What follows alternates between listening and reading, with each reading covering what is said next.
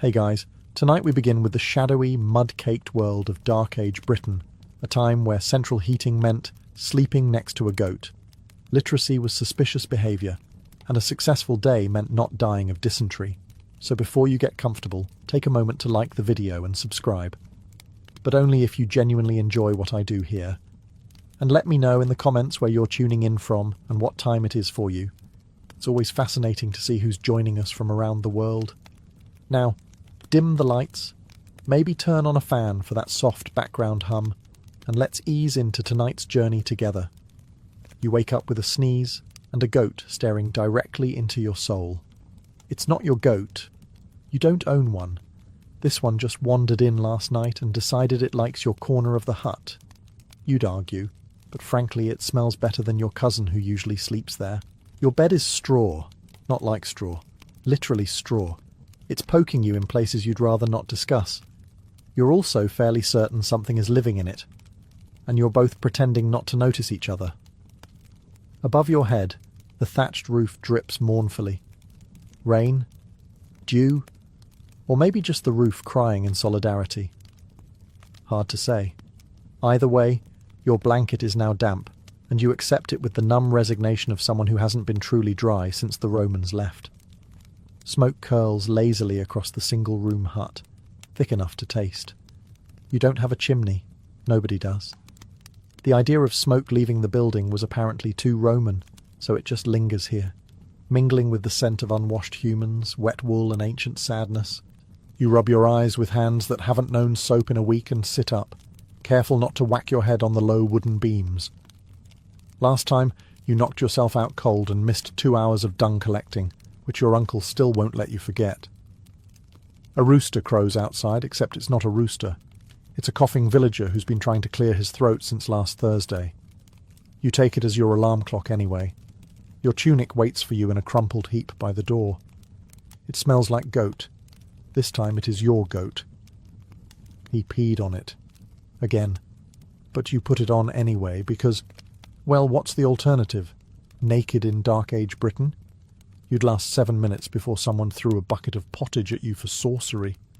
Your parents are already up, mumbling about planting times and someone else's sheep. Your siblings are still snoring. You step over your youngest brother, who is inexplicably wrapped in your only clean rag, and push open the rough wooden door. Outside? Mud. Inside? Slightly warmer mud. And that, dear viewer, is the start of another glorious day in the Dark Ages. You step outside, squinting into the early morning haze. It smells like damp hay, last night's fire, and something unidentifiable that's either decomposing or fermenting, maybe both. Breakfast time. Now you might think breakfast means food. Cute. That's adorable. In Dark Age Britain, breakfast is less a meal and more of a philosophical concept, like comfort or hope. You trudge over to the cooking pit. There's a clay pot over a low fire, bubbling suspiciously. You pray it's porridge. You once ate something from that pot that turned out to be boiled moss and regret. You only learned that after the village healer suggested laying down and sweating it out. Today's special? Gruel. Again. Thin, grey, and containing approximately 1 oat per person. Still, you grab a wooden bowl, it has only 1 crack this time, and ladle yourself some of the goo. You try not to think about who stirred it, or with what. There's no spoon inspection committee in the Dark Ages. You sit on a log, dodging a chicken who is entirely too comfortable around human food. The gruel steams in your bowl. You blow on it. A fly lands in it. You blow harder. The fly doesn't leave. You shrug.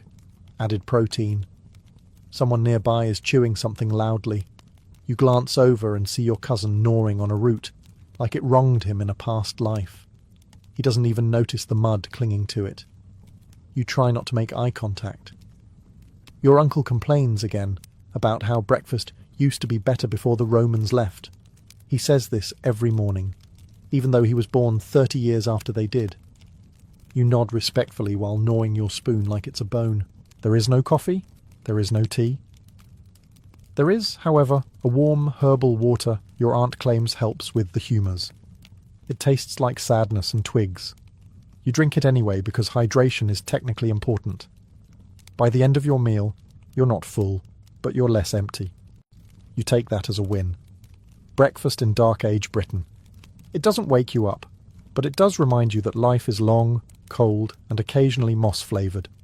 You've barely swallowed the last spoonful of gruel when your mother calls out your name, or at least what sounds like it, muffled through the scarf she's using as a head wrap.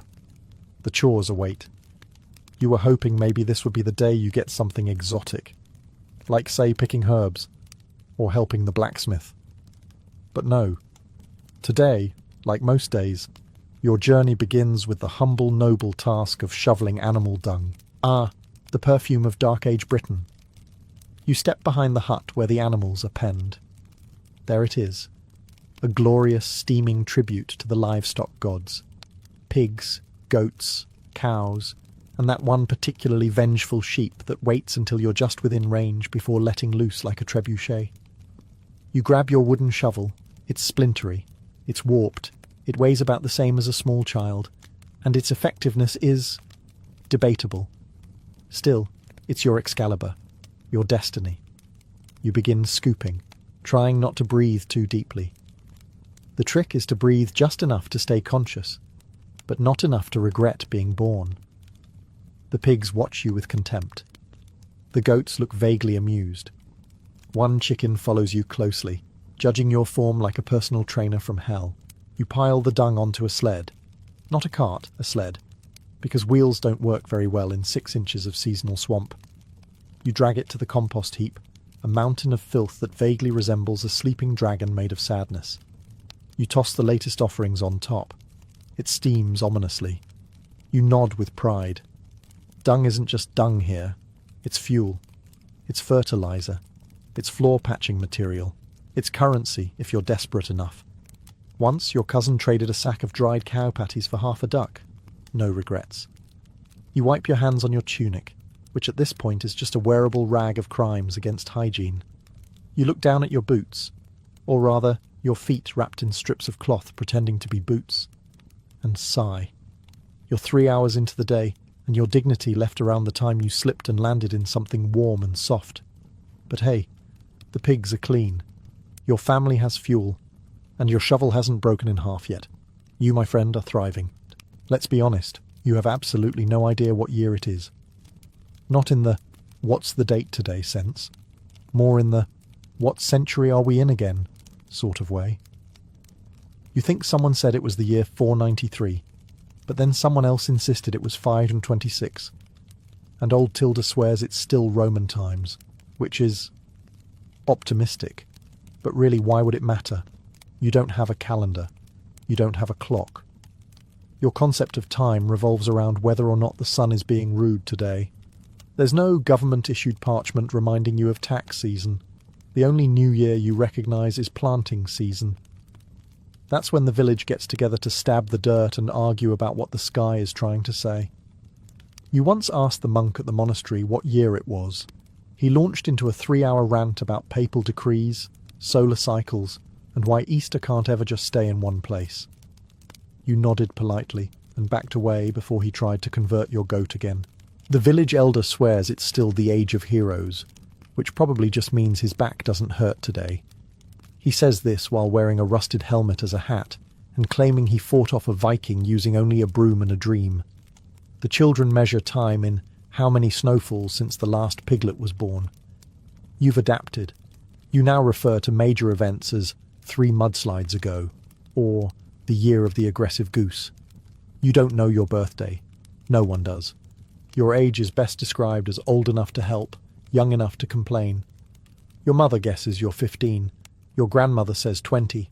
The local blacksmith says you were born during the Big Fire, which helps no one. There are no New Year's resolutions. Just the quiet hope that next winter doesn't eat half the village again. So yes, technically, you live in the Dark Ages. But in your heart, you exist in a timeless soup of chores, mud, and vague seasonal anxiety. Time is an illusion, breakfast is optional, and the only thing that runs on schedule is your goat's digestive system. You, my friend, are free from the tyranny of calendars. Kind of. You were baptized, or at least sprinkled with something by a man in robes who smelled like boiled cabbage and incense. There's a wooden cross in the village church.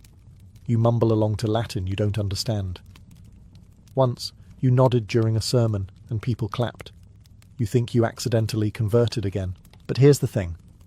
Just because you go to church on Sunday doesn't mean you don't also whisper prayers to the old tree behind your hut. The one with the weird knot that looks like your late Aunt Braga. You're not saying she lives in the tree, just that, since she died, the chickens avoid it and your brother broke out in boils when he tried to cut its branches. Coincidence? Probably. But you still leave it offerings, just in case. There's also the matter of the river spirit. Everyone knows you're not supposed to fish on certain days, or the spirit will curse your net.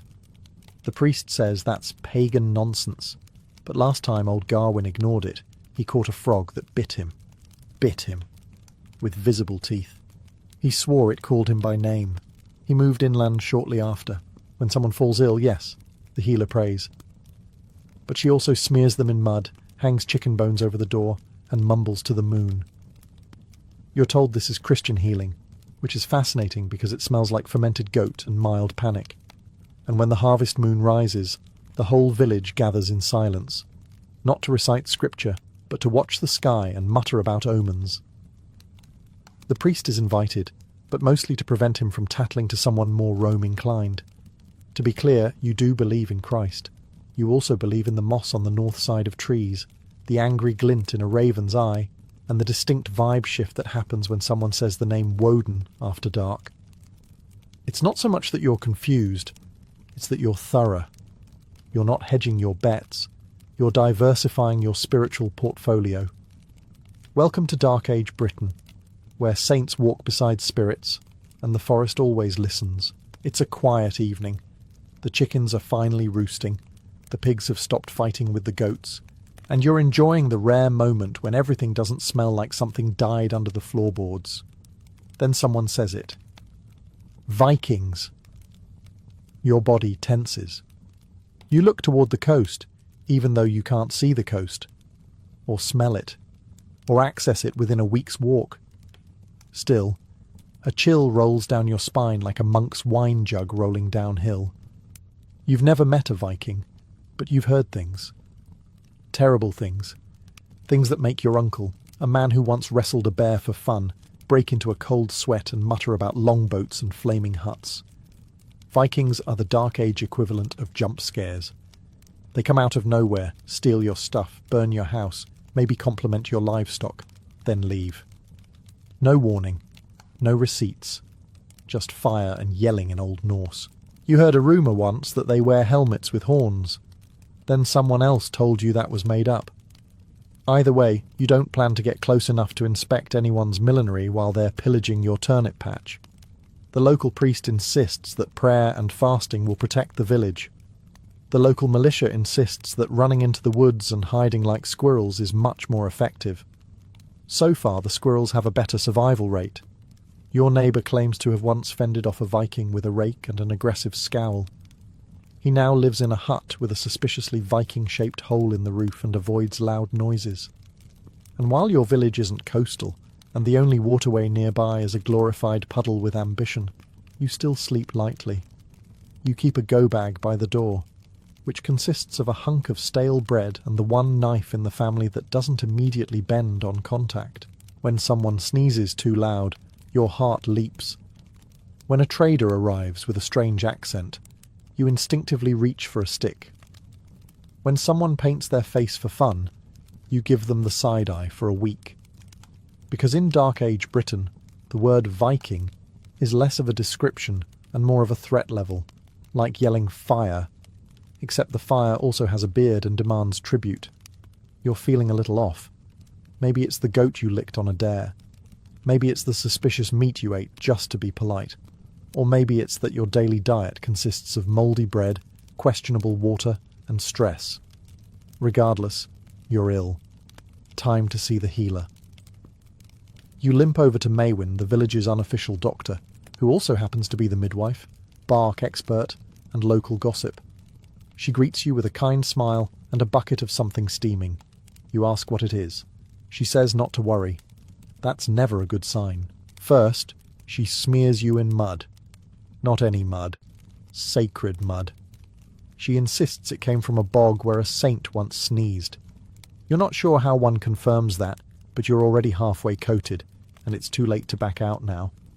Next comes the herbal compress, a mix of nettle, moss, and something that smells like despair. She slaps it on your forehead and mutters a chant. You try to stay respectful, but it sounds suspiciously like the lyrics to a tavern song. Then she pulls out the leeches. Of course, they're meant to balance your humours, which you did not realise were out of balance. You thought your only humour was mild sarcasm, but apparently your spleen is angry and your bile is staging a coup. She places the leeches on your feet, your arms, and, disturbingly, your ear. You're told not to flinch. You flinch. One falls into your tunic. Maywin assures you this is a sign of healing. You begin to suspect she just enjoys this. Once the leeches are full and your faith is rattled, she gives you a talisman made of straw, teeth, and possibly someone's old button. You're to wear it until the fever breaks or the moon turns red, whichever comes first. Lastly, she recommends prayers. Lots of them. To saints you've never heard of, and one particularly moody river spirit. You oblige. You can't afford to offend either medicine or water sources right now. You return home, caked in mud, mildly blood-drained, and spiritually confused. You still feel sick, but now you also feel traditional. In Dark Age Britain, healthcare isn't about cures. It's about hope, superstition, and creative applications of swamp materials. And hey, if you survive, it was clearly divine intervention. You smell earthy, and that's on a good day. In Dark Age Britain, bathing is less a routine and more a vague memory. You have bathed before, probably. Once when you were 7 and fell into a river. Once when the healer said you needed to clean your aura. Once when a chicken pooped on your head and your mother insisted. But generally, you avoid it. Not because you're lazy. It's logistics. First, water must be fetched from a well, which is half a mile away, and guarded by a goose with a vengeance arc. Then it must be boiled, cooled, and poured into a wooden tub you technically share with 5 family members, 2 cousins, and a goat that won't stop watching. Soap exists, kind of. It's made from animal fat and ash, and it smells like betrayal. It technically cleans you, but it also burns your eyes, your dignity, and your soul. Your neighbours don't judge you for skipping baths. They do too. You all operate under the unspoken agreement that everyone smells, so no one brings it up. Like the strange stains on the village elder's robe, or the rumour that he talks to mushrooms. If you do bathe, it's usually a dry rub with moss or a splash in a stream when no one's looking. Because if someone does catch you bathing, they'll assume you're either possessed or trying to seduce someone. Possibly both. The monks bathe more often, which is suspicious, but they have access to better water, probably because they prayed for plumbing. You considered joining the monastery once, but the vow of silence sounded easier than the vow of celibacy. And yet, somehow, you survive. Your skin toughens. Your immune system levels up like a warrior in a tavern brawl. You've inhaled enough dirt to be 4% soil by mass, and frankly, you think that's part of the charm. When the rains come, you might stand outside and pretend it's on purpose. Just don't do it too long, or someone will accuse you of performing a ritual, and then it's a whole thing involving chickens, Latin, and mild public shaming. So yes, you bathe. Occasionally, dramatically, and under duress. But in a world where hygiene is optional and fleas are family, smelling bad is just part of the ambience. Congratulations, you've moved up in the world. You're not a peasant anymore. You're something else. A minor noble, a well-connected thegn, a cousin to the guy who owns the only functioning mill in the county? Who knows? Titles are vague, but what matters is, you now own 2 tunics. This is wealth. You've got a hall instead of a hut. It leaks slightly less. The floor is still dirt, but now it's decorative dirt. You even have rushes, sprinkled with lavender if you're feeling bold, or stale barley if your servant accidentally raided the ale stock. Speaking of servants, you now have people to do things for you. like turning your animal dung into fertilizer, or throwing bathwater out the window so you don't have to aim it yourself. Power, truly, is measured in how little mud you have to touch with your own feet. Your meals are slightly fancier. Instead of barley stew, you get barley stew with herbs. Maybe even a hint of salted pork, if the pigs weren't mysteriously borrowed by Vikings again. You have a wooden spoon that isn't shared with the goat, but despite all this lavish splendour, you still stink. Everyone does. You have more access to water than the peasants, but also more fur-lined cloaks, sweat-soaked armour, and feasts that involve an uncomfortable amount of cheese and mead. Bathing is a seasonal event, like harvest festivals or surprise Viking raids. Your local priest assures you that God loves humility, and what's more humble than smelling like a damp blanket left in a barn? Cleanliness may be next to godliness, but in your case, next to is separated by a rather pungent moat. Perfume exists, technically, imported from distant lands or cobbled together by your healer using flowers and deer glands. It helps a little. Now you smell like a sweaty meadow instead of just sweat. Progress. Still, peasants admire you. They imagine you dine on gold plates and sleep in feather beds. You do neither, mostly because you're paranoid about being poisoned or stabbed in your sleep by your third cousin. In short, life at the top in Dark Age Britain is better. Just not by modern standards. You're still one bad winter away from wearing a badger for warmth and calling it fashion. But hey, at least you have options. Let's be honest. You can't read. You also can't write, or count past whatever number of fingers and toes you haven't lost to frostbite. But that's okay. Nobody expects you to. You're not a monk, you're not royalty, you're not even an Ethelred, and let's face it, if you were, you'd be too busy trying not to be the unready to bother with books. In Dark Age Britain, education is a luxury, like socks that match, or a winter without dysentery. The only people who get to learn things are monks, nuns, and the occasional noble child who can sit still long enough to not eat the parchment. Monks, of course, are the nerds of the age. They know Latin, Greek, astronomy, and how to draw suspiciously muscular angels in the margins of manuscripts. They live in cold stone buildings, write all day, and pretend to enjoy boiled cabbage. They insist knowledge is power. You suspect they just want an excuse not to shovel pig dung. You, however, are part of the 99% who think grammar is the name of the village herb witch. You've seen writing. It's on the priest's scrolls. It looks like tiny chicken footprints marching across a page. He claims it says important things, biblical truths, divine laws, sermons. But for all you know, it could just be his shopping list and a few doodles of St. Cuthbert riding a dragon. The concept of school doesn't exist in your world. There's no one shouting pop quiz, just someone shouting, probably because a boar got into the grain again. Your education comes from three sources: your parents, who mostly teach survival, the local elder, who mostly teaches superstition, and life itself, which teaches pain in bulk. That said, you are clever. You've memorized when the rains come. You know how to barter with someone who's missing most of their teeth. You can gut a fish blindfolded. You can identify herbs that won't kill you. That's a kind of literacy too, just not the parchment and quill kind. So no, you can't recite Cicero, but you can fight off wolves with a stick and win an argument with a drunk pig farmer. In Dark Age Britain, that's more useful than algebra anyway. You don't have Netflix.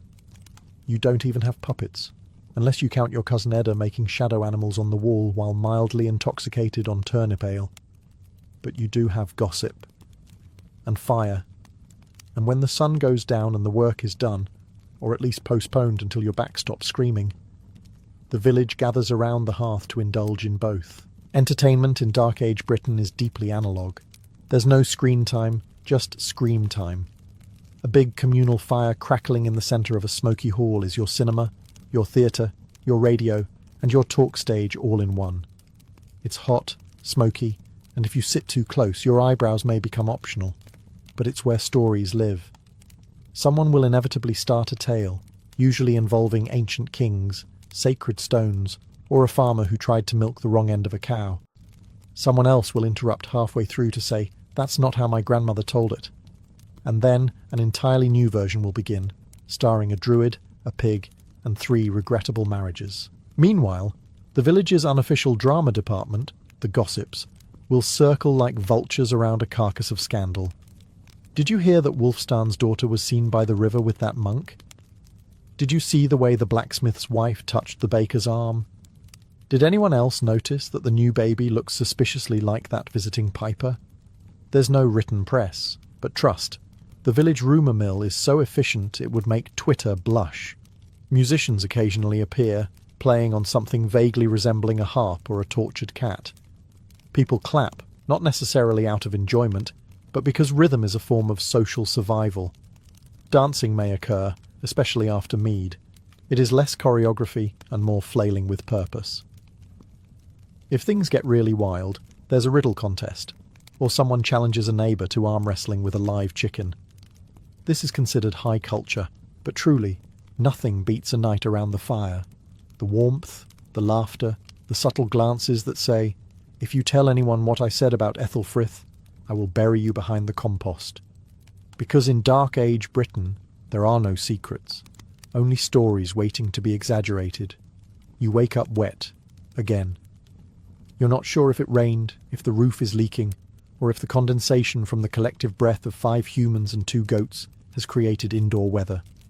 Regardless, your blanket, made from scratchy wool and poor decisions, is damp, and so is your spirit. In Dark Age Britain, the weather is less a background feature and more of a recurring villain. It doesn't just happen to you, it hunts you. The rain is not romantic. It is a cold, stinging, morale-destroying deluge that laughs as it soaks through your cloak, your boots, and eventually, your very soul. You have roughly 3 seasons: mud, slightly less mud, and surprise frostbite. Summer exists, technically, but usually arrives like a confused guest at a funeral. Brief, inappropriate, and followed by thunder. Wind is a daily visitor, rattling your thatched roof like it's trying to whisper secrets. It enters every hole in your clothes and every crevice of your house. It's not a breeze. It's a force of nature with opinions and unresolved anger. Snow is even worse. When it falls, you're tempted to lie down in it and give up. It's pretty for about 3 seconds before it melts just enough to become slush, refreezes, and then tries to break your ankles when you step outside. You've learned that clouds aren't just a thing in the sky. They're a mood. When they roll in, your joints ache, your animals get jumpy, and someone inevitably mutters, "It's going to be a bad one." You're not sure what it is, but it's always bad. There's no forecast, of course.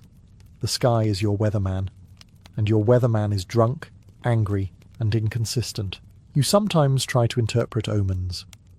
The way the birds fly, how the pigs behave, or how loudly your neighbour complains about his knees.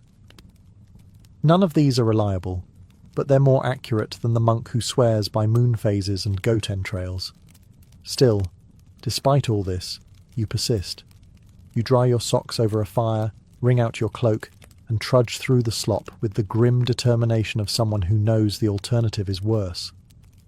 Because in Dark Age Britain, the weather may be trying to kill you, but so is everything else, and at least the weather doesn't charge rent.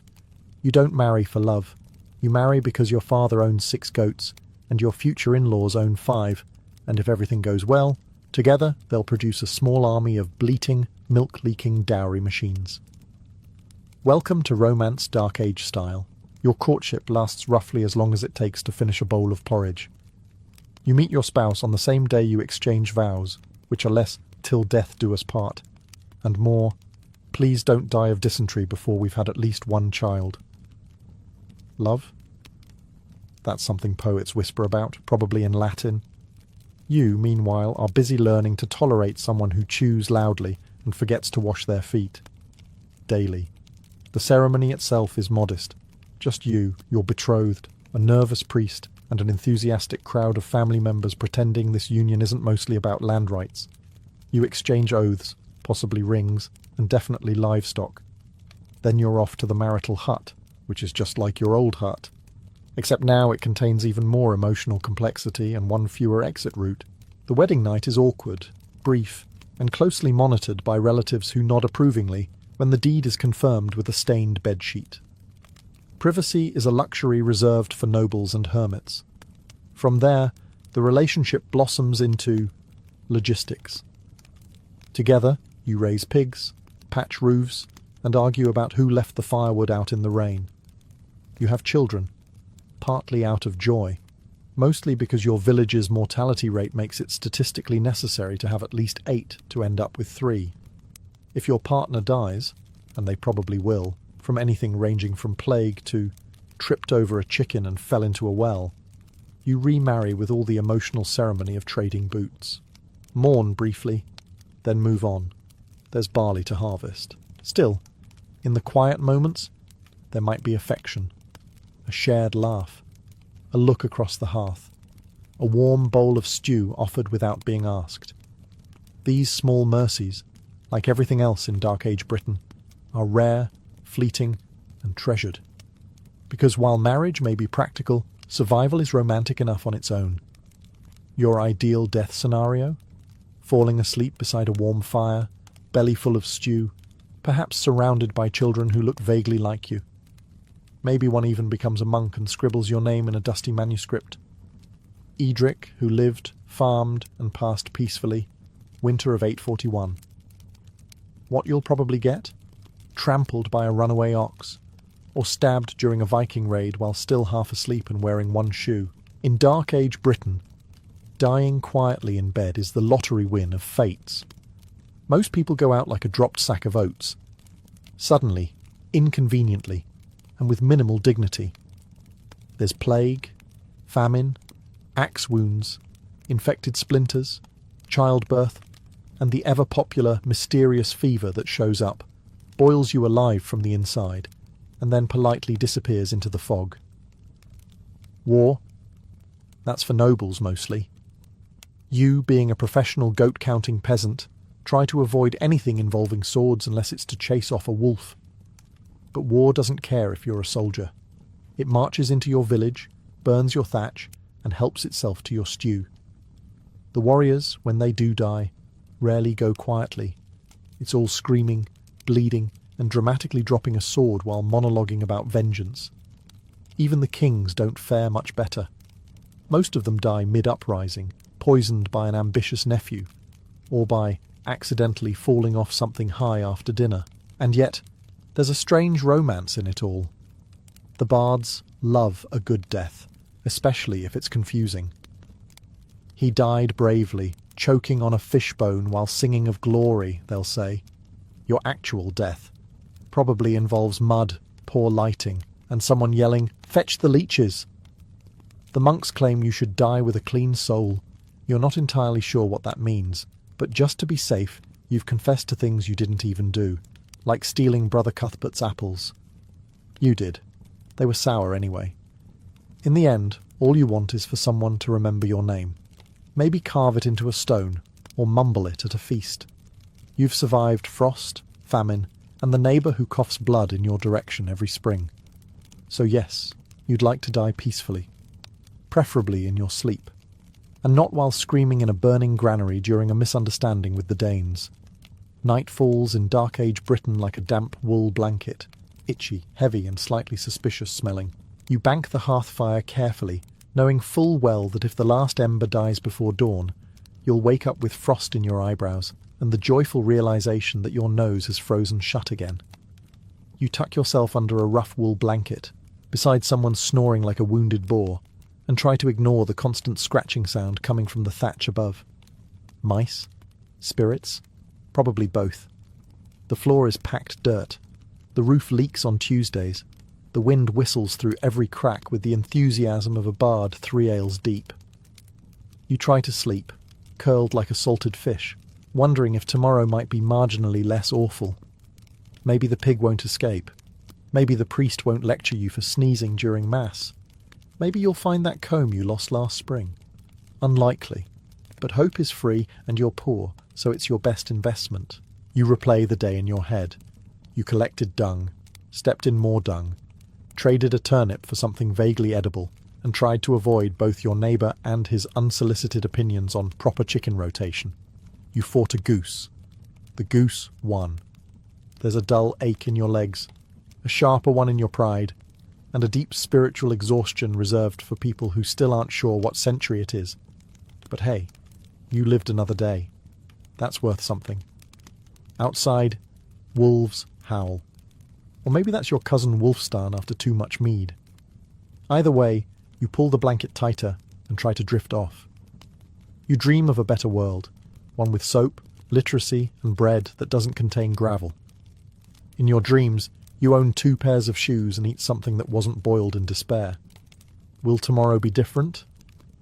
Probably not. But you'll get up anyway. Because you always do.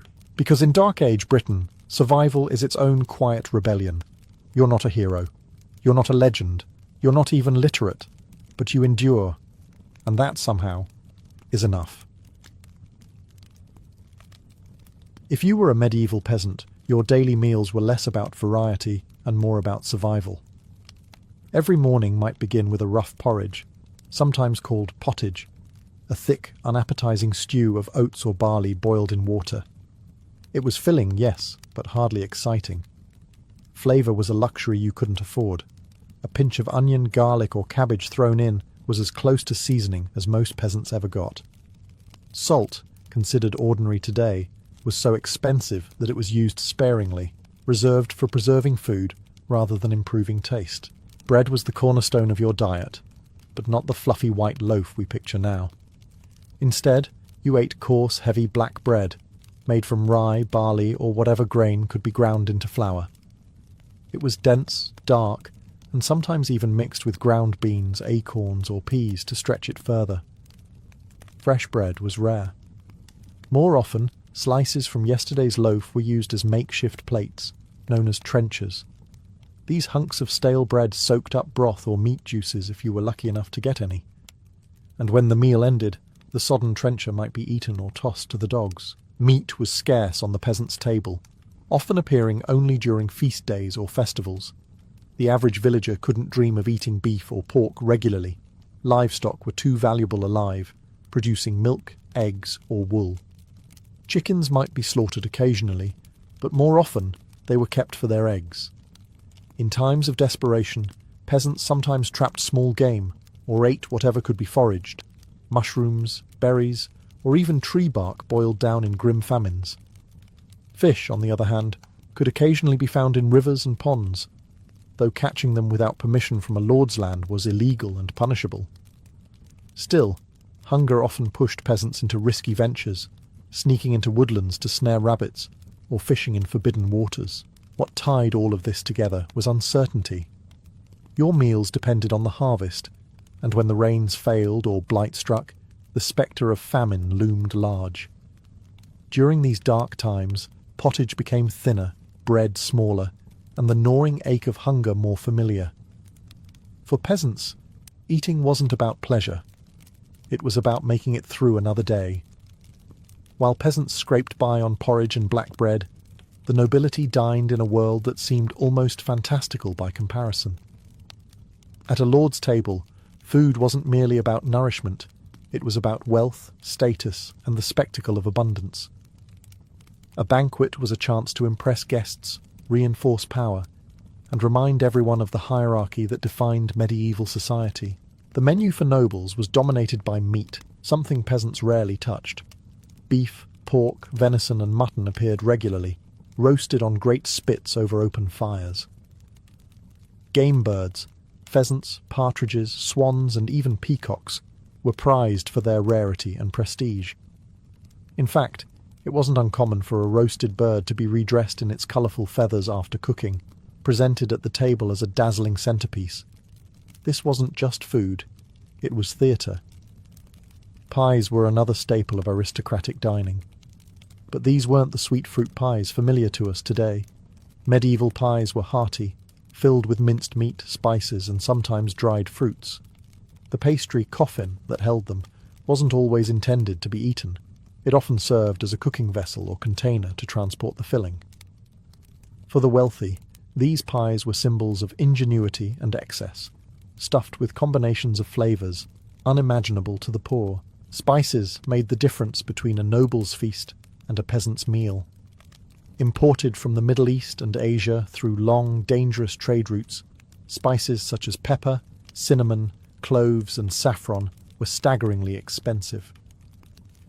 To season a dish with them was to announce one's wealth to the entire hall. The noble palate became accustomed to sweet and savoury combinations, with meats seasoned with sugar, dried fruits, and aromatic herbs. The medieval aristocracy loved bold, complex flavours that would have been entirely alien to the common folk.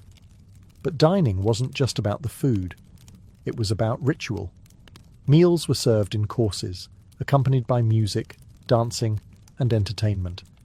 Servants carried in dishes on silver platters, and strict etiquette dictated who sat where and who was served first. The lord and lady ate at the high table, visible to all, while lesser guests occupied places of decreasing importance down the hall. Even eating was a performance of hierarchy. For nobles, food was indulgence, identity, and display.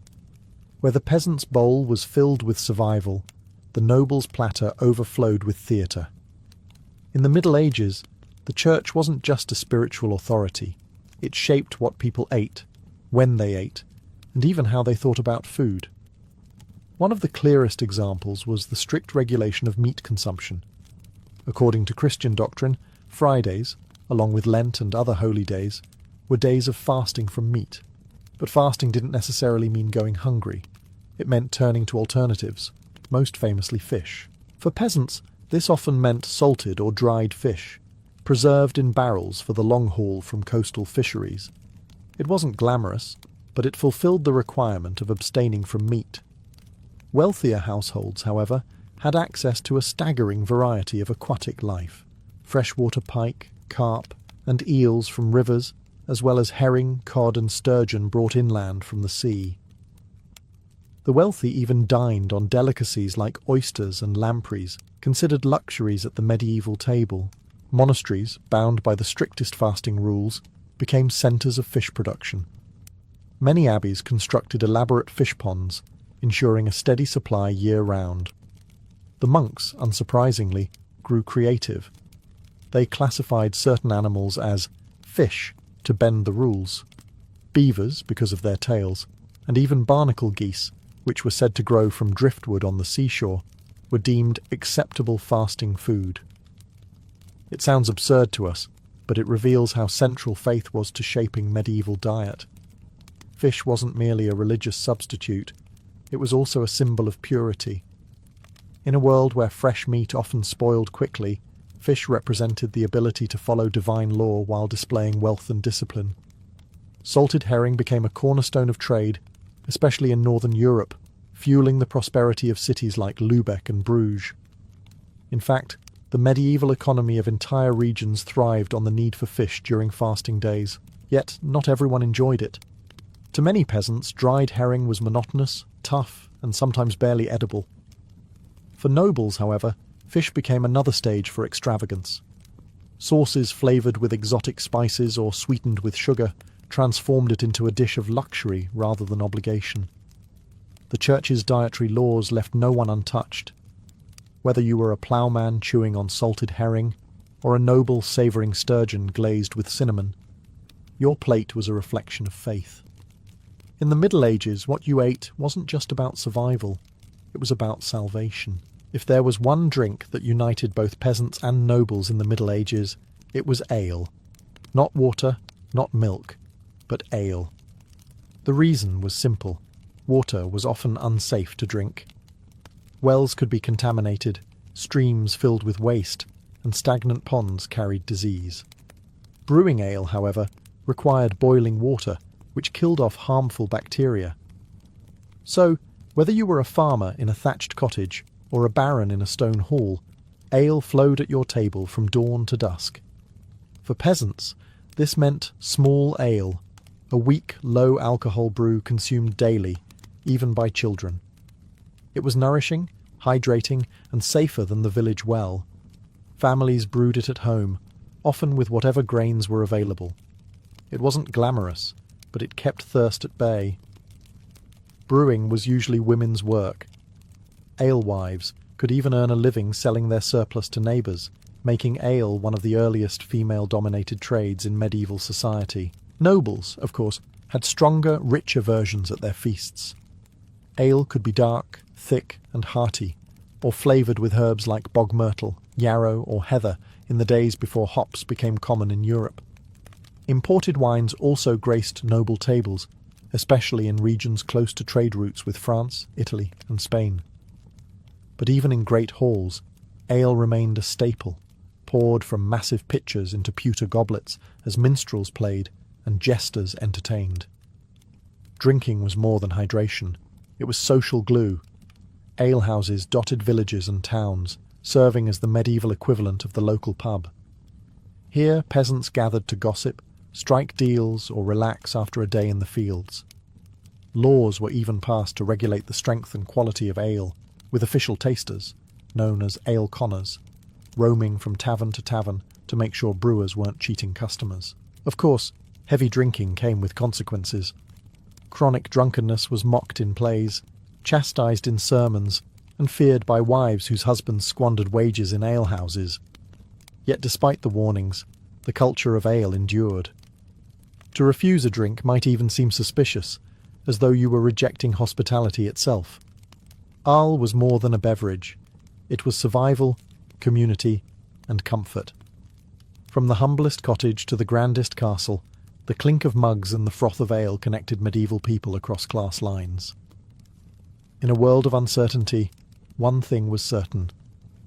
The Middle Ages were awash in ale. In the Middle Ages, nothing announced wealth more clearly than the use of spices. For the vast majority of peasants, food was plain, earthy, and repetitive. But in noble kitchens, spices transformed meals into exotic experiences. Cinnamon, cloves, nutmeg, ginger and saffron turned ordinary meat into extraordinary feasts, while pepper, the most prized of all, was so valuable it was sometimes used as currency. These flavours did not come cheaply. They travelled thousands of miles along perilous trade routes from Asia and the Middle East. Merchants braved deserts, seas and bandits to bring small sacks of peppercorns or sticks of cinnamon into Europe. By the time these reached a noble's pantry, their price had soared beyond imagination. A handful of saffron could cost as much as a horse, while a pound of pepper was worth more than a labourer's yearly wage. To sprinkle spices liberally at a banquet was to declare without words, "I can afford the world." But spices weren't only about flavour, they carried symbolic meaning. Medieval medicine, rooted in the theory of the four humours, taught that foods influence the body's balance of hot, cold, wet, and dry. Spices were considered hot and dry, thought to stimulate digestion and protect against illness. Physicians recommended them for stomach troubles, fevers, and even melancholy. Nobles, eager to display both refinement and health, leaned heavily into spice-laden dishes. Recipes from aristocratic cookbooks reveal just how complex medieval cuisine could be. Meat might be stewed with cinnamon and sugar, fish flavoured with ginger and raisins, or sauces thickened with almonds and saffron. Sweet and savoury pairings, which seem unusual to modern tastes, were common and highly prized. To a peasant, the idea of eating rabbit in a sauce of wine, honey and cloves would have been unthinkable, both for cost and imagination. Spices also carried a mystical allure. They came from lands barely understood by Europeans, associated with the distant Orient and the legends of silk, incense and gold. Their presence on the table was as much about storytelling as it was about eating, each pinch a reminder of distant lands and dangerous journeys. For nobles, spices were more than condiments.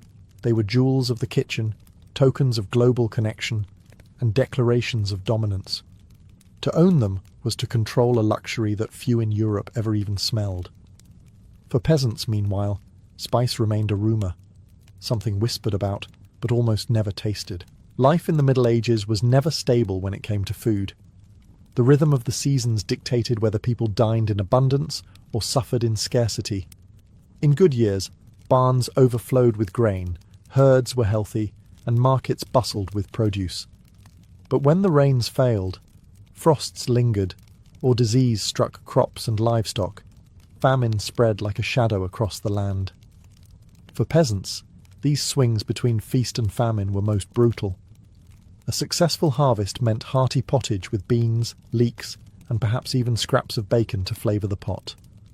Bread loaves could be baked in bulk and stored, and the village might celebrate with an occasional communal feast, roasting an ox or sheep for everyone to share. Festivals like harvest time or religious holy days provided rare moments of plenty, where even the poorest bellies were briefly full, but in bad years, survival strategies grew desperate. With fields failing, people turned to substitutes. Acorns ground into meal, weeds boiled into bitter soups, and even the bark of trees peeled and eaten in extremity.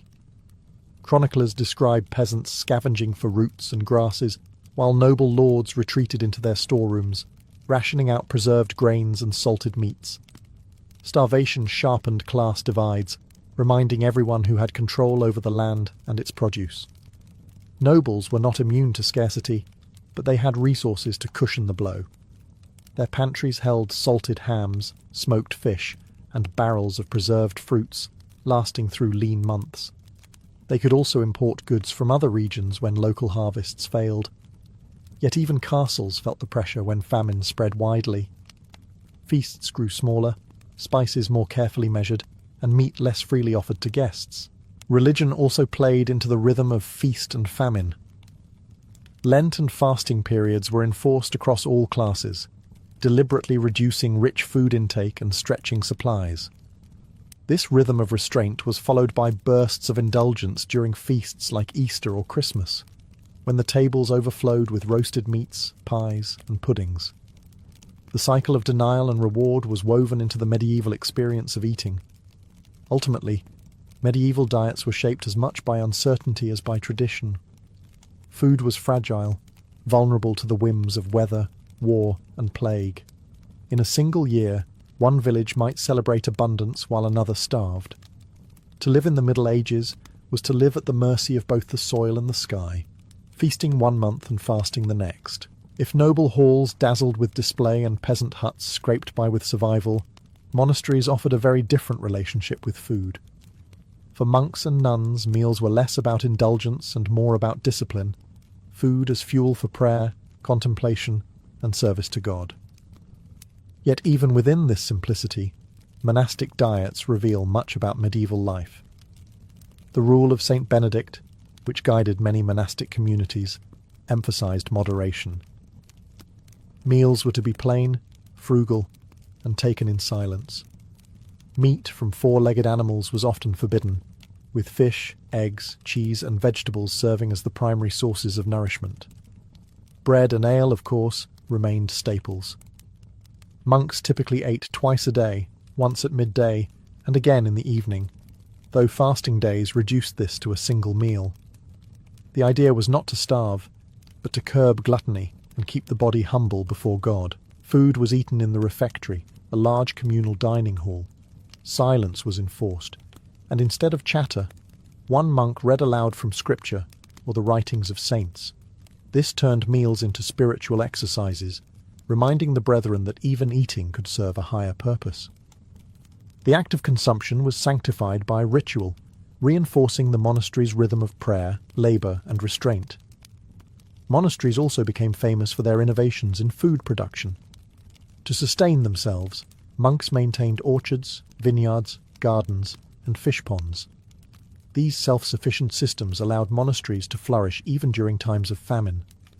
In fact, some of the earliest developments in brewing and cheese-making came from monastic communities whose skill and discipline produced goods valued across Europe. Beer brewed by monks was clean, nourishing, and reliable. Centuries later, some of those traditions still survive in Trappist ales. Of course, human nature crept in. Records show that some monasteries bent the rules, interpreting no meat as no beef or pork, while happily consuming poultry. Wealthier abbeys, flush with donations, sometimes enjoyed meals that looked suspiciously like noble feasts, complete with spiced fish and elaborate pastries. These excesses drew criticism, but they also reflected how even sacred spaces were not immune to the temptations of comfort and status. Ultimately, monastic meals represented an ideal: simplicity, discipline, and devotion. Food was not meant to distract from God, but to support a life dedicated to Him. In a world of hunger and indulgence, the monastery carved out a unique middle path where every bite was both nourishment and prayer. In the Middle Ages, what you ate wasn't just about filling your stomach.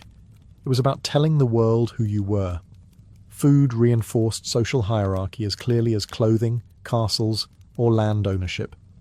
Every meal was a silent declaration of rank. For peasants, the food on the table was basic, coarse, and repetitive. Their meals declared poverty, but also resilience. Porridge, black bread, beans, and seasonal vegetables were not only the cheapest sustenance, but also the food of necessity. If a peasant was seen eating meat too often, it might raise suspicion. Was he poaching from the Lord's land, or flaunting resources he shouldn't have? Even in diet, peasants had to keep within invisible boundaries. Nobles, by contrast, built their identities around abundance and excess. A medieval lord's feast was theatre designed to awe both guests and dependents. Elaborate banquets showcased exotic meats, sugar sculptures, and spice-heavy sauces. Wealth wasn't just tasted, it was displayed. For a noble to dine simply might risk whispers of weakness. Even the choice of drink, fine imported wine for nobles, weak ale for peasants, reinforced the gulf between classes. Clergy occupied a complex middle ground. Monks were supposed to eat modestly, but wealthy monasteries sometimes grew notorious for their indulgence. Bishops and abbots dined closer to nobles than peasants, their tables filled with fish, wine, and pastries. To eat richly was to mirror the grandeur of the church itself. In this way, religious and social status intertwined through food. Etiquette also played its part. At noble tables, strict rules determined who sat where, who was served first, and what portions were appropriate. A lord at the high table carved his meat with ceremony, while lesser guests received smaller cuts.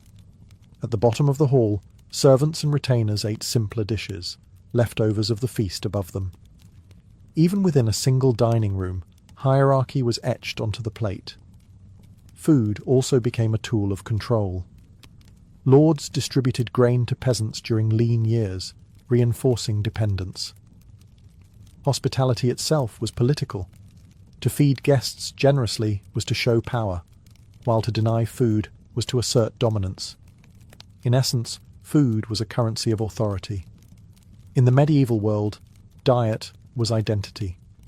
The contents of your bowl or platter told others not just what you could afford, but who you were, where you belonged, and how much respect you commanded. When we look back at the food of the Middle Ages, it's tempting to see it as primitive. Heavy bread, bland pottage, and endless ale.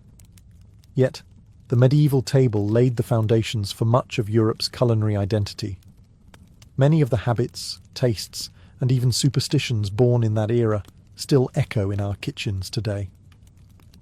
The reliance on bread, for instance, never faded. Though peasants once ate coarse black loaves, while nobles favoured finer white bread, both rich and poor shared in the central role of grain. Even now, bread is still treated as a staple in European diets, a direct descendant of that medieval reliance. Ale too left its mark. Though modern brewing has transformed into a global industry, its roots stretch back to the small-scale production of medieval alewives and the disciplined brewing of monks. Every sip of beer today carries a whisper of that history. Spices, once jewels of the table, reshaped Europe forever. The obsession with pepper, cinnamon, and cloves fueled exploration and trade, setting in motion the great voyages of discovery that connected continents.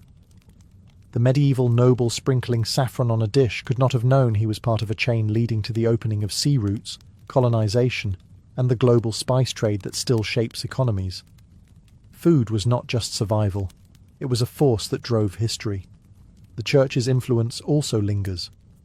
The tradition of fish on Fridays, born of medieval fasting rules, continues among Catholics worldwide. It reflects how diet and faith intertwined so deeply that centuries of change could not erase the habit. Meanwhile, medieval fears of famine, etched into cultural memory, left a legacy of preservation.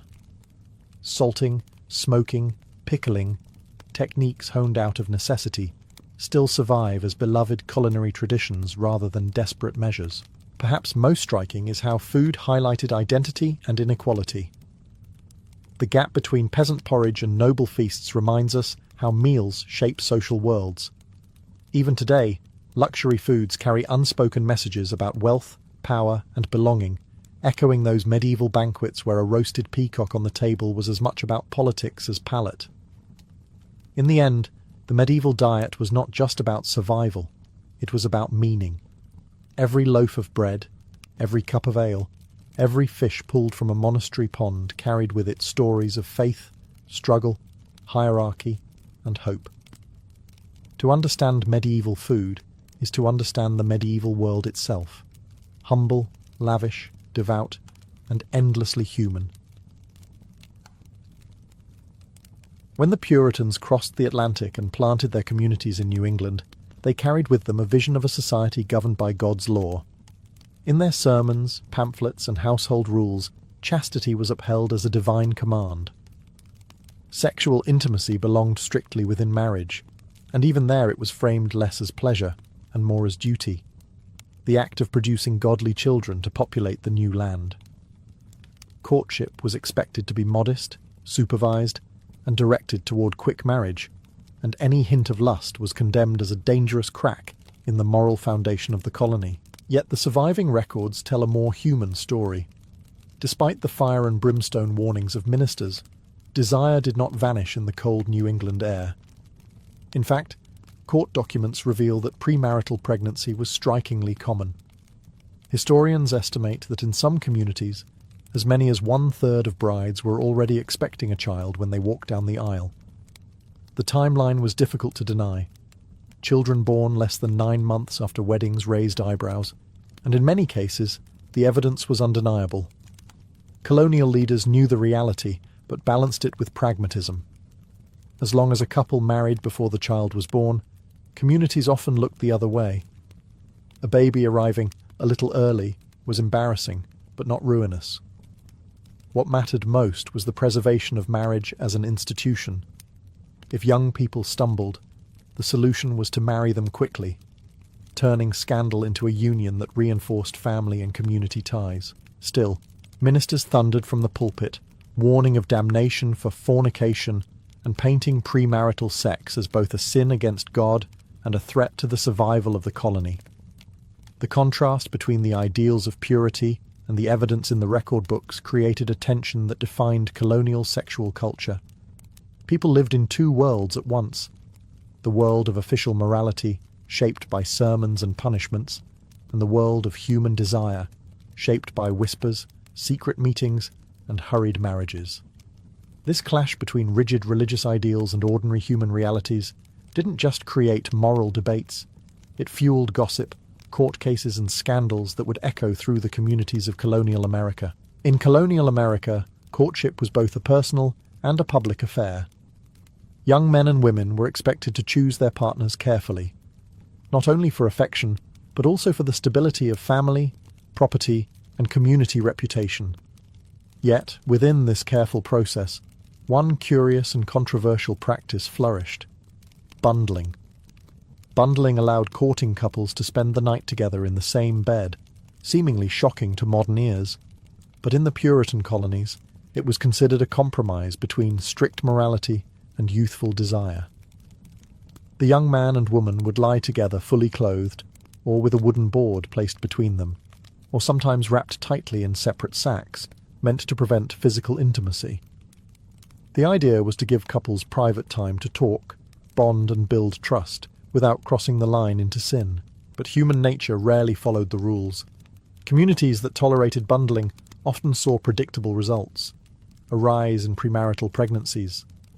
Colonial birth records show many children born suspiciously early after their parents' wedding, and letters and diaries hint at the quiet acceptance of these situations. The practice, though officially frowned upon, was often overlooked because it was practical. Courtship was hard in small rural towns, where homes were cramped and travel was difficult. Bundling gave couples rare privacy, and parents often accepted it as long as marriage quickly followed. Of course, not everyone approved. Ministers railed against bundling, describing it as a dangerous temptation and a slippery slope toward fornication. Moralists saw it as evidence of weakening spiritual discipline, while gossips in the village whispered about which couples had taken bundling too far. Yet, like many colonial customs, it survived precisely because it fit into the realities of daily life. In practice, bundling represented the blurry line between ideal and reality. Officially, it was about restraint. Two people talking into the night about marriage, their lives wrapped in wool blankets and faith. But in reality, it often tested the boundaries of chastity, and sometimes those boundaries collapsed. When a young woman became pregnant, the expectation was clear. The couple must marry, and quickly. Thus, bundling became both a symbol of Puritan compromise and a source of scandal. It showed how colonial society tried to control desire, but also how desire found its way around wooden boards and sackcloth barriers. Marriage in colonial America was far more than a romantic union. It was the foundation of society itself. To the Puritans, marriage was ordained by God, not simply for companionship, but for order, labour, and the continuation of the community. The household was seen as a little commonwealth, where the husband acted as governor, the wife as helpmate, and children as obedient subjects. Without stable marriages, colonial leaders feared society would collapse into chaos. Courtship, though sometimes affectionate, was highly practical. A man's prospects as a husband were judged by his ability to provide land, tools, or a trade. A woman's value was measured in her skills. Could she manage a household, cook, preserve food, weave, or raise children? Love was desirable but secondary. Marriages were often arranged with family interests in mind, strengthening alliances between farms, shops, or political networks. Once married, women were legally and socially subordinate to their husbands. The doctrine of coverture meant that a wife's identity was absorbed into her husband's. She could not own property independently, sign contracts, or bring lawsuits on her own. In practice, however, women exercised considerable influence inside the household. They managed farms while husbands travelled, ran shops, brewed ale, and oversaw food production. Many colonial households depended on women's labour as much as men's authority. Divorce was rare, but not impossible.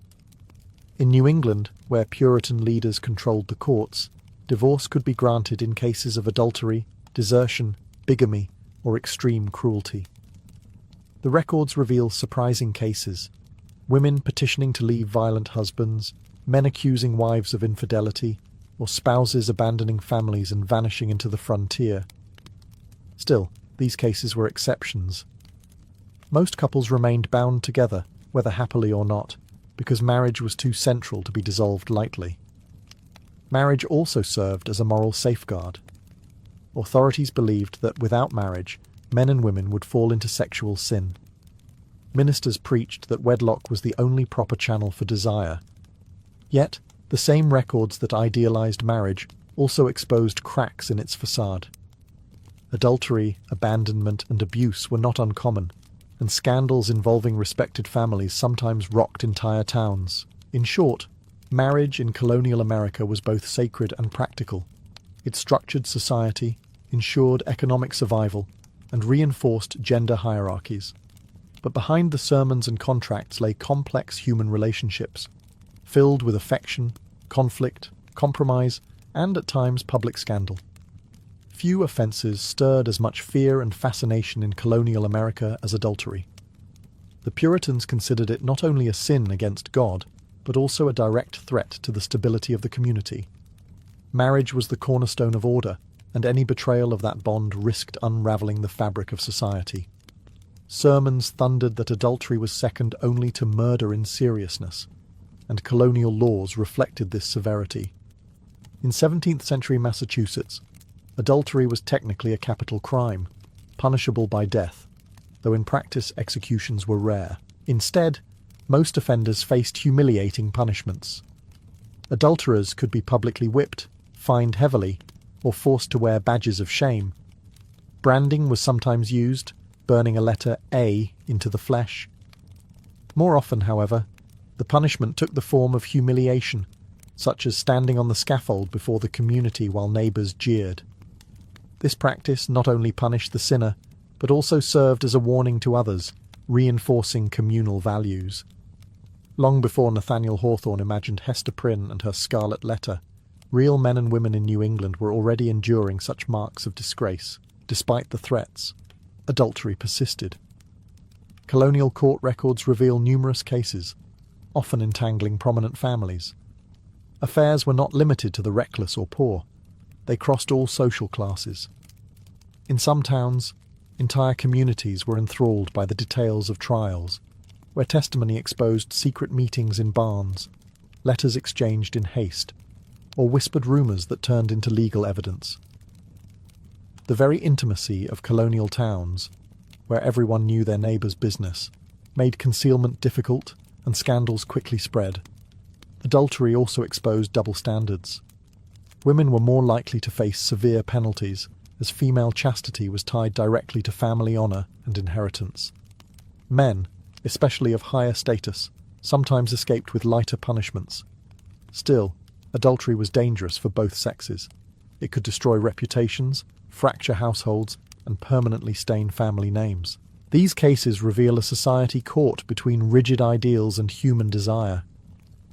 Ministers preached purity, laws promised harsh justice, and yet communities repeatedly dealt with broken vows and exposed secrets. The gap between what the Puritans demanded and what people actually did was vast, and every adultery trial widened it further. In colonial America, adultery was never just a private betrayal. It was a public drama, a courtroom spectacle, and a reminder that beneath the strict moral codes, passion refused to be contained. In modern times, a kiss in public might seem sweet, even romantic, but in colonial America, the very same act could carry the weight of scandal, and in some cases, legal punishment. The Puritans believed that morality was not a private affair, but a public responsibility. If the community tolerated light behaviour, they feared it would invite God's wrath on everyone. As a result, even small gestures of affection between unmarried men and women were policed. Court records from 17th century Massachusetts and Connecticut reveal cases where couples were hauled before magistrates simply for being caught kissing or embracing in public. Some were fined, others whipped, and still others forced to stand in public confession, declaring their shame before their neighbours. To the Puritan eye, a kiss outside of marriage was not innocent. It was a dangerous spark that could ignite full-blown fornication. The anxiety wasn't just about morality, it was also about control. Public affection suggested that private passions could spill out into the open, threatening the order that ministers worked so hard to maintain. If young couples openly displayed desire, it suggested the church's authority was weakening. Leaders worried that such behaviour set a precedent. If a kiss was overlooked, what would come next? Yet despite the prohibitions, young people still found ways to test boundaries. Kisses stolen behind meeting houses, embraces caught during festive gatherings, or even a hand held too long could trigger gossip that quickly spread through tight-knit towns. Colonial communities thrived on surveillance, everyone watched everyone else, and public affection became an easy target for scandal. Interestingly, not all cases were treated with equal severity. A married couple caught kissing in public might be gently scolded for indecency, but unmarried couples faced far harsher consequences.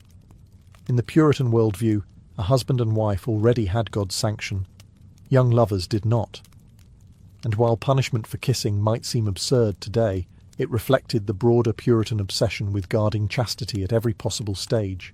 These laws reveal how little room colonial society allowed for romance as we imagine it.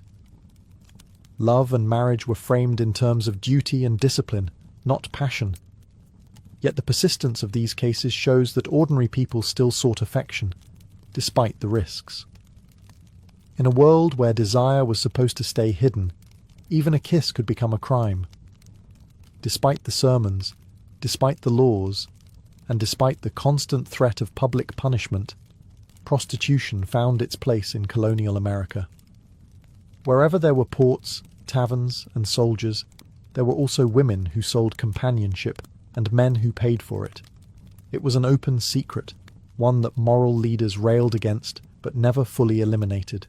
In bustling port cities like Boston, New York, and Charleston, prostitution was woven into the fabric of urban life. Sailors flush with wages, merchants seeking diversion, and soldiers stationed far from home all created demand. Taverns often doubled as brothels, with rooms upstairs and strong ale downstairs. Prostitution also thrived on the margins of growing towns, in hidden shacks or rented rooms where women took clients discreetly. The colonial authorities did not turn a blind eye. Court records show repeated attempts to prosecute lewd women and shut down houses of ill fame. Punishments ranged from fines to public whipping, and repeat offenders could even face branding. Still, for many women with few economic options, widows, servants dismissed without support, or those escaping abusive households, sex work became a grim form of survival. In societies that left women little control over land or wages, the trade offered money, however dangerous or stigmatized. Moralists portrayed prostitutes as corrupters of men, but the records tell a more complicated story. Many of their clients were men of status, whose names rarely made it into the court documents. Instead, the shame fell disproportionately on women, who were labelled sinners, while their customers slipped back into respectability. Ministers thundered that prostitution would bring down divine punishment, yet the trade persisted quietly in every generation. At times, scandals erupted. Brothels discovered too close to churches or political centres created a stir, and trials for keeping a disorderly house became public spectacles. But more often, prostitution lingered in the background of colonial life, acknowledged yet unspoken. It exposed the tension between the Puritan dream of moral purity and the messy realities of human behaviour. In the end, prostitution was both a scandal and a symptom.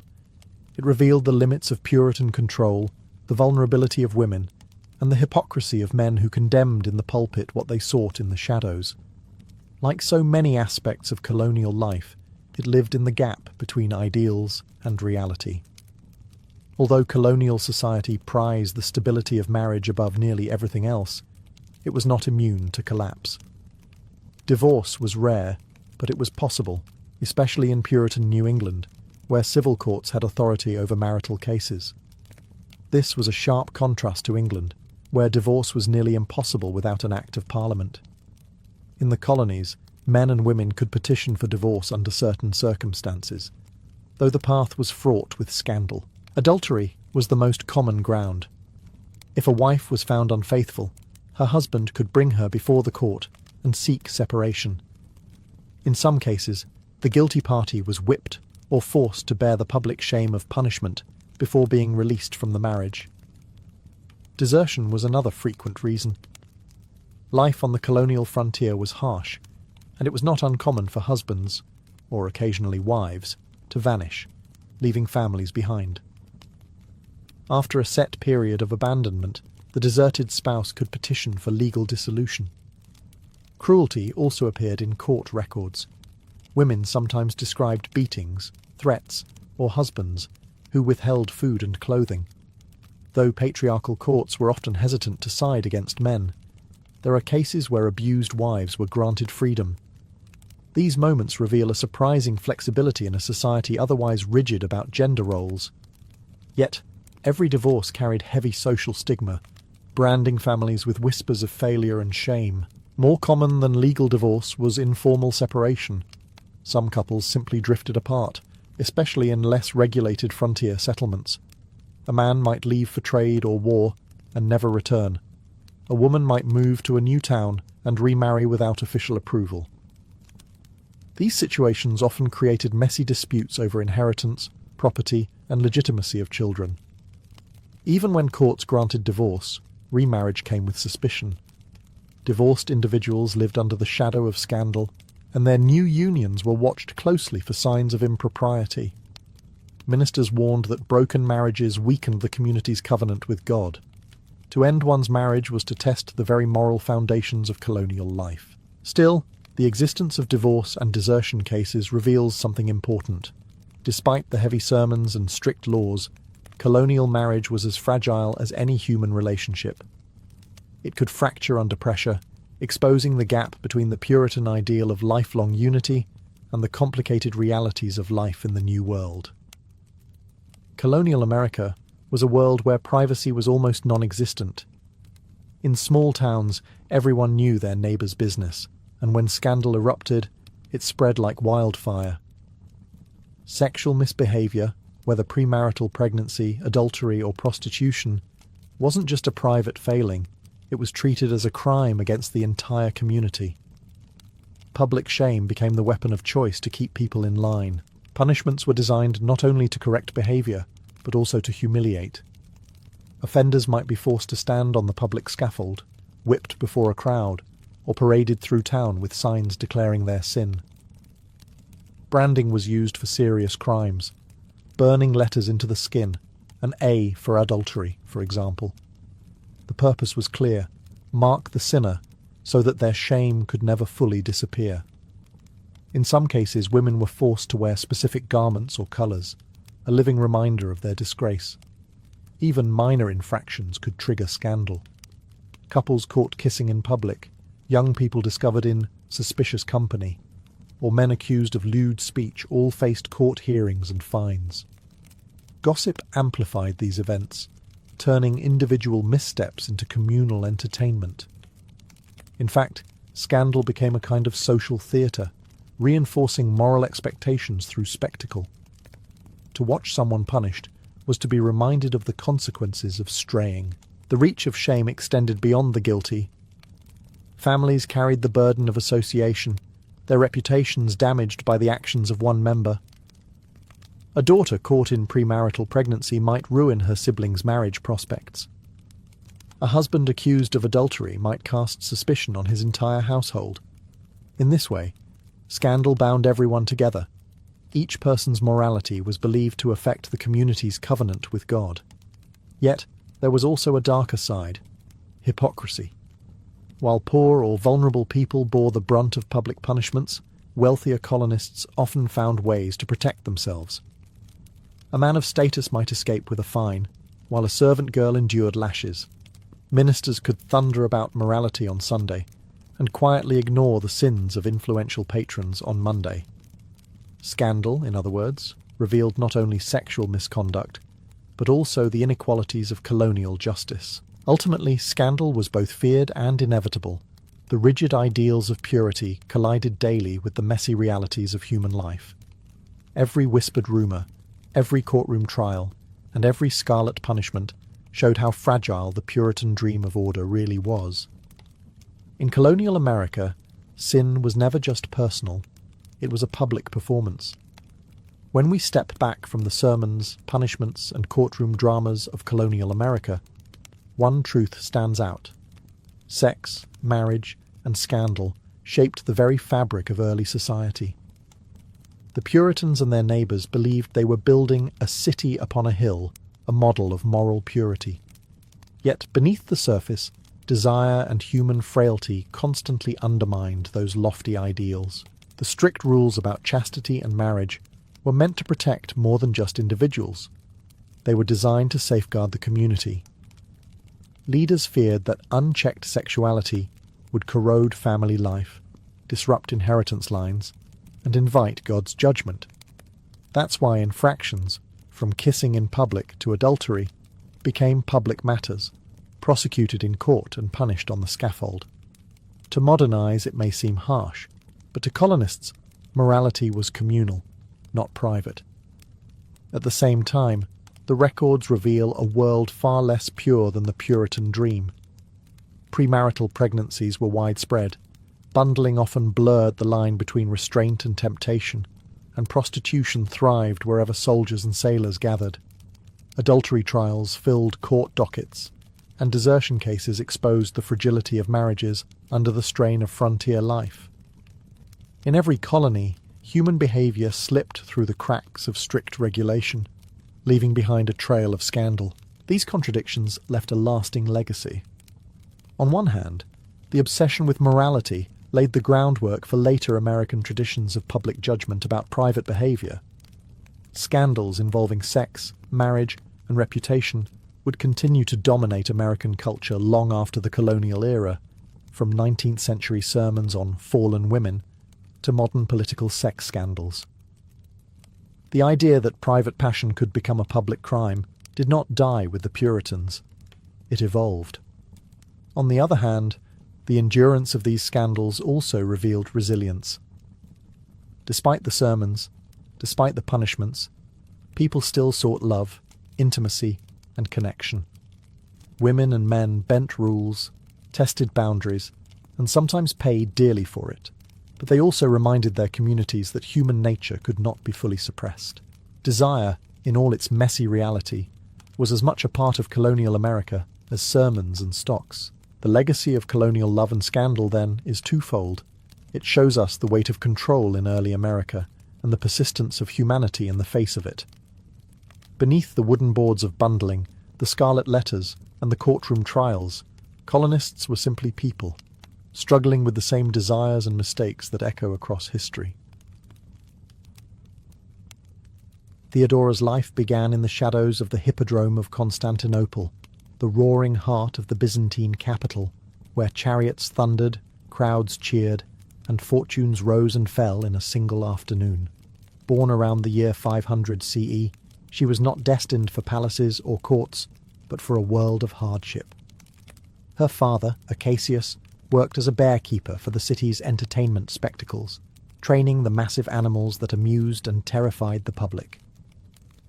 When he died suddenly, Theodora, her sisters and her mother were left adrift, vulnerable in a city where survival depended on connections and coin.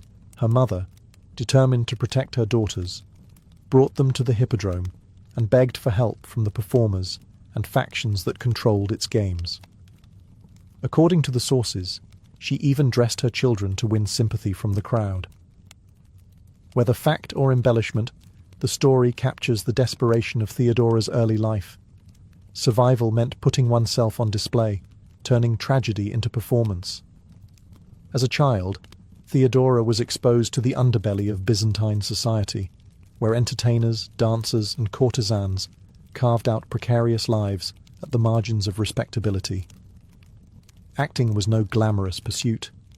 In the Byzantine world, actresses were seen as morally suspect, their profession closely tied to prostitution. It was into this environment that Theodora stepped as she grew older, learning to dance, act, and captivate audiences who cheered one moment and sneered the next. Hostile chroniclers like Procopius, in his Secret History, painted her early life in scandalous terms, portraying her as shameless and depraved. Yet his venom also reveals something else.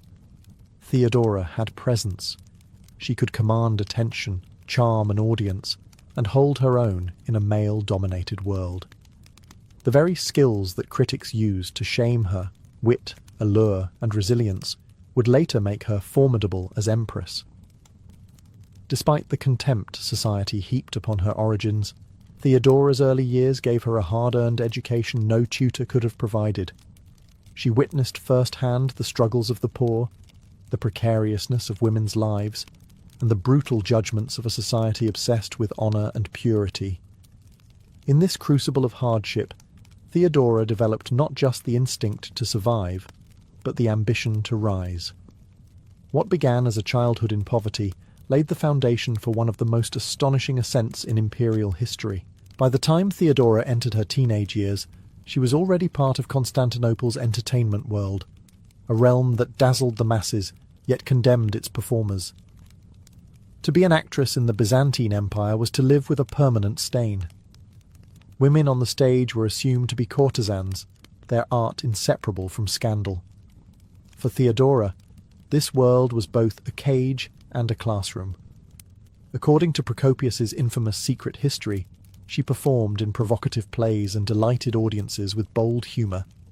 He relished recounting lurid details, likely exaggerated to discredit her later as empress. But what emerges from beneath his venom is a woman who had mastered attention. She learned how to work a crowd, how to charm men of rank, and how to survive in a society eager to discard women like her once their beauty faded. Theodora's career as a courtesan also introduced her to the circles of influence that orbited Constantinople's elite. Wealthy patrons, officials, and even foreign envoys mingled in the city's theatres and pleasure houses. For a clever woman, these encounters provided opportunities to build networks far beyond the reach of her birth.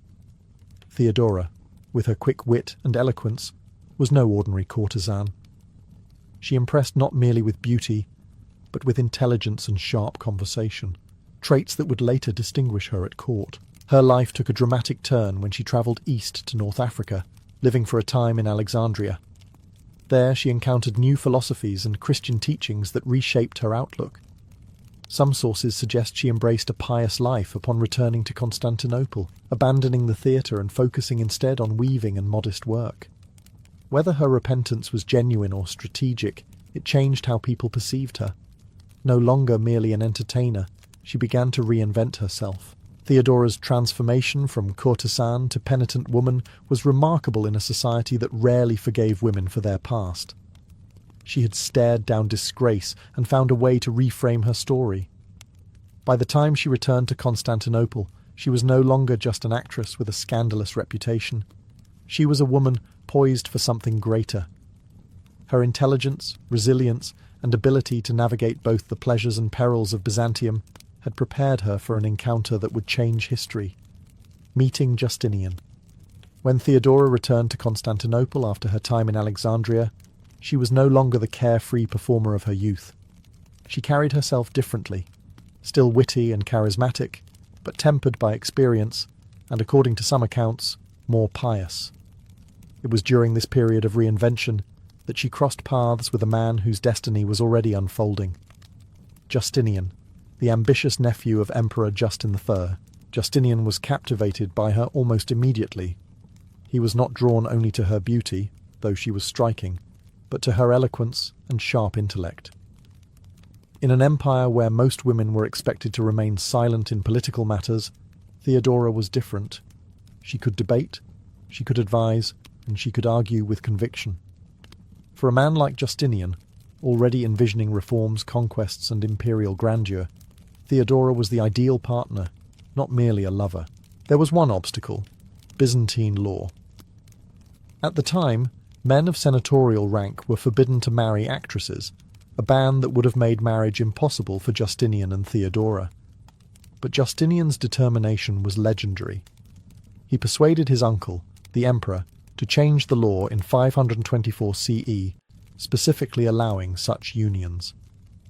By 525, Theodora was not only his wife, but also his closest confidant. Their marriage was unusual for the time, not arranged for political gain, not simply a convenient match, but a bond rooted in mutual respect and partnership. Contemporaries were scandalized. Many in the court could not forget Theodora's past, whispering about her early life as if it disqualified her from sharing imperial power. But Justinian ignored the gossip. He saw in her what others could not: a woman of remarkable resilience, unshakable loyalty, and keen judgment. To him, she was indispensable.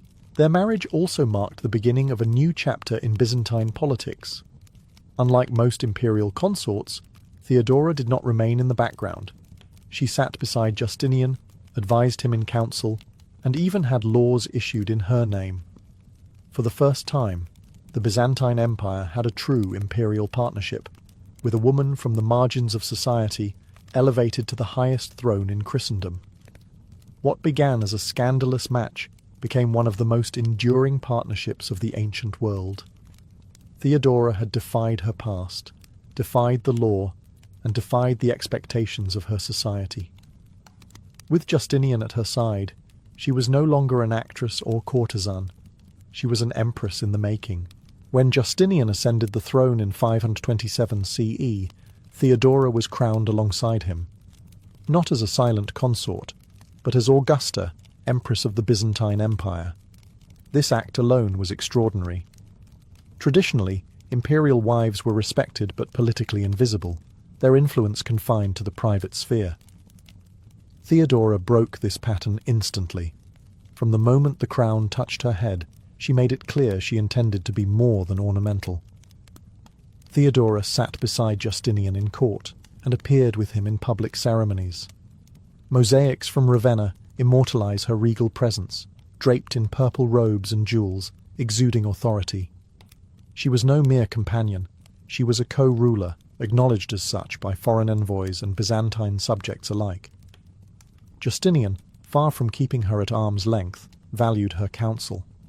He sought her opinion on matters of state, relied on her judgment in legal disputes, and even allowed her to sponsor legislation in her own name. Her influence quickly became visible in social reforms.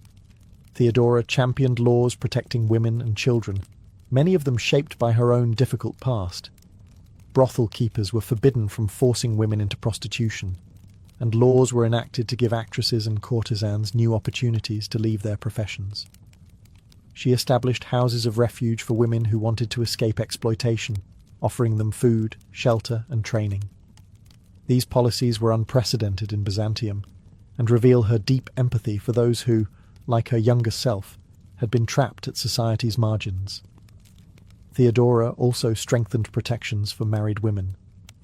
New laws increased the penalties for rape and expanded women's rights in divorce and property disputes. In a patriarchal world where women's voices were often silenced, her reforms gave them a measure of security and recognition they had rarely known before. Naturally, her activism drew criticism. Aristocrats sneered at her background, while conservative clergy grumbled about her audacity to shape laws. Chroniclers hostile to her, like Procopius, depicted her as domineering, ruthless, and even cruel. Yet the very venom of her critics confirms her extraordinary power. Few women of the age commanded such authority, and fewer still were resented so fiercely for it. By the end of the 520s, Theodora was no longer the courtesan whispered about in taverns. She was empress, legislator, and protector of the vulnerable, a woman who had taken her painful past and transformed it into a platform for justice and power. In January of 532 CE, Theodora faced the moment that would define her legacy, not as a courtesan, nor as Justinian's wife, but as a ruler in her own right. Constantinople erupted in chaos during the Nika Revolt, a violent uprising that began with tensions between rival chariot racing factions in the Hippodrome. What started as a sporting rivalry between the Blues and the Greens quickly exploded into a political rebellion against Justinian's heavy taxes and unpopular policies. For 5 days, the city burned. Mobs stormed the streets, torched public buildings, and demanded Justinian's overthrow. The rebellion culminated in a dramatic moment inside the palace. Justinian, rattled by the violence and the scale of destruction, considered fleeing the capital. His advisors whispered of retreat to safety, abandoning Constantinople to the rioters. Many expected Theodora to remain silent or follow her husband into exile. Instead, she rose to speak. Her words, preserved by historians, resound through the centuries. She reminded Justinian and his council that emperors are not made to run. Royalty is a fine burial shroud, she declared, insisting it was better to die as rulers than to live in disgrace as fugitives. In that instant, Theodora's courage stiffened Justinian's resolve. Her defiance turned panic into determination, and the court chose to fight rather than flee. The decision was brutal. Justinian summoned his generals, Belisarius and Mundus, who devised a plan to trap the rioters in the Hippodrome. Imperial troops stormed in, cutting down rebels in a massacre that left tens of thousands dead. The revolt was crushed with overwhelming force, and Justinian's throne was secured, but it was Theodora's resolve that made it possible. The Nika revolt revealed her steel. To the people of Constantinople, she was no longer merely the empress who had risen from scandal. She was the co-sovereign whose courage saved the empire. Theodora had transformed her past hardships into unshakable determination. She understood humiliation, and she refused to let Justinian or herself endure it again. From that day on, no one in Byzantium could doubt her influence. Theodora was not a consort hiding in the shadows of power. She was its backbone, a voice of iron when others faltered.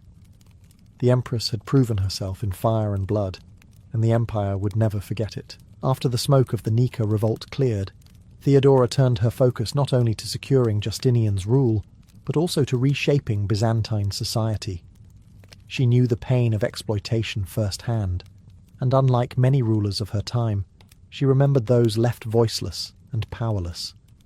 As empress, she wielded her influence to pass reforms that directly improved the lives of women and the marginalized. One of her most groundbreaking acts was aimed at protecting women forced into prostitution. She passed laws that banned brothel keepers from coercing young girls into the trade and made it easier for women to lead lives of exploitation. To support them, Theodora established institutions like the Convent of the Metanoia, a refuge where former prostitutes could find shelter, food, and training in weaving and other crafts. For many, this was the first chance at dignity and stability they had ever known. Her legal reforms extended to marriage and family life. She pushed through laws granting women greater rights in divorce, allowing them to leave abusive husbands and claim dowries more securely. Rape laws were tightened, with harsher punishments for offenders, while widows were given more protection against predatory relatives. These were not minor tweaks, but major shifts in a society where women were largely expected to endure hardship silently.